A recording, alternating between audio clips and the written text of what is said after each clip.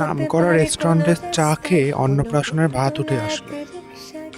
নমস্কার, আমি Amrin, welcome to my second mini blog. সেদিন আমি আর মৌদি বেরিয়ে গেছিলাম আমাদের রথতলা জগন্নাথ মন্দিরের উদ্দেশ্যে। মৌদির অনেক দিনের ইচ্ছা ছিল জগন্নাথ মন্দিরে রাত্রেবেলায় ভোগটা খাবে, তা আমিও সেই মতে মৌদিকে নিয়ে বেরিয়ে গেছিলাম।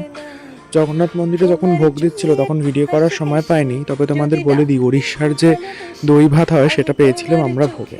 তা আমরা ভোগটা খেয়ে আমরা ঠিক করেছিলাম একটু কফি খেতে যাব, তো সেই কথা মতো আমরা চায়ের বাড়ি রথতলায় চলে গেছিলাম কফি খেতে। গিয়ে বসার পরে ওরা বলে যে ওদের কফি নাকি স্টক আউট হয়ে গেছে। তো যাই হোক, আমরা যথারীতি চাই অর্ডার করি। চায়ের বাড়ি যেহেতু, ভাবলাম চাটা ভালো হবে। 50 টাকা দিয়ে চা অর্ডার করলাম, করেও ফেললাম। মৌদি বলছিল কি খাবে, বললাম যে না, আর কিছু খাবো না, ভোগ খেয়ে অলরেডি পেট ভরে গেছে। তো এই চাটা যে দেখছো, যত দেখতে ভালো চাটা ততটাই বাজে। তার সাথে অর্ডার করেছিলাম ফ্রেঞ্চ ফ্রাইস।